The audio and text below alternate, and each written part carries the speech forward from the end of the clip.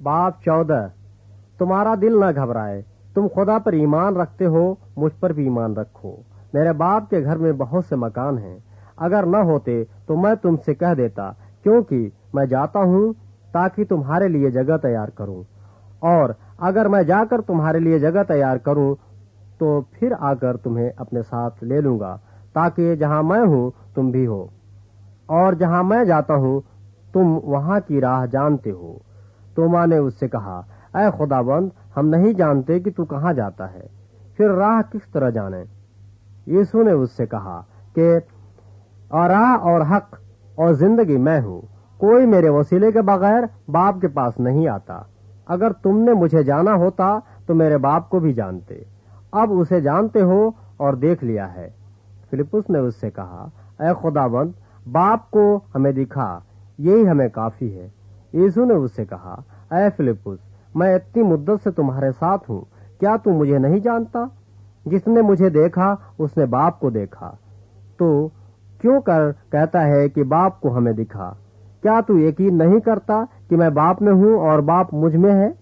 ये बातें जो मैं तुमसे कहता हूँ अपनी तरफ से नहीं कहता, लेकिन बाप मुझ में रहकर अपने काम करता है।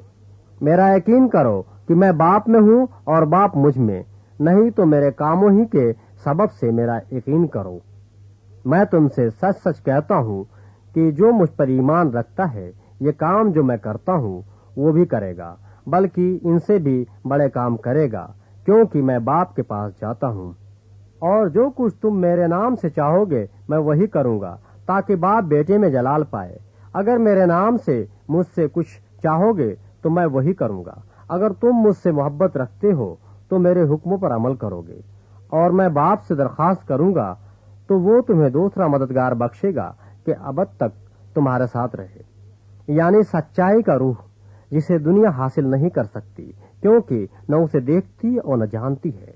तुम उसे जानते हो, क्योंकि वो तुम्हारे साथ रहता है और तुम्हारे अंदर होगा। मैं तुम्हें यतीम न छोड़ूंगा, मैं तुम्हारे पास आऊंगा। थोड़ी देर बाकी है कि दुनिया मुझे फिर न देखेगी, मगर तुम मुझे देखते रहोगे। क्योंकि मैं जीता हूँ, तुम भी जीते रहोगे। उस रोज तुम जानोगे कि मैं अपने बाप में हूँ और तुम मुझ में और मैं तुम में।